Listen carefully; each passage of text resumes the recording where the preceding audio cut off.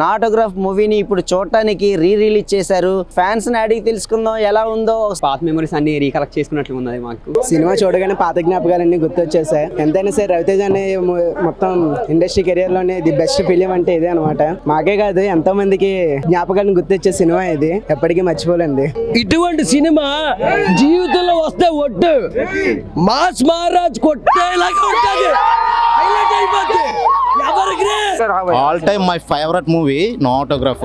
ఇలాంటి సినిమా ఇంకో హీరో ఎవరు తీసినా చాలా చాలా బాగుంటది. బట్ అప్పట్లో కొంచెం అలగలగా ఆడిందేమో కానీ ఇప్పుడు తీసుంటే మాత్రం ఇంకా బ్లాక్ బస్టర్. మనసు కత్తుకునే సినిమా అన్నమాట ఇది నా ఆటోగ్రాఫ్ అంటే ప్రతి ఒక్కరి జీవితంలో జరుగుతుంది. మన స్కూల్ లైఫ్ లో జరిగిన విషయాలన్నీ మనకు గుర్తు వస్తాయి. మా క్లాస్మేట్ గుర్తు వస్తుంది. కాలేజీలోకి వెళ్ళిన తర్వాత అక్కడ మన పరిచయాలన్నీ గుర్తు వస్తాయి. తర్వాత లవ్ ఫెయిల్ అయిన తర్వాత ఇప్పుడు చాలా మంది ఏవో చేసుకుంటున్నారు. అలా కాకుండా ఒక పాట ఉంటుంది మౌనంగానే ఎదగమని. ఆ సాంగ్ చూసుకొని మనం చాలా నేర్చుకోవచ్చు. ఎందుకంటే అలాంటి వికలాంగులే బతకగలిగినప్పుడు మొక్కలలో ఫెయిల్ అయితే పాస్ అయితే అంతే కదా. మన అమ్మ నాన్న కోసం ఇంకా లైఫ్ ఉందని చూపించేది భూమిక క్యారెక్టర్ అంతే కదా. అలా మన లైఫ్ లీడ్ చేయాలని చెప్పేది మన ఆటోగ్రాఫ్ స్వీట్ మెమరీస్.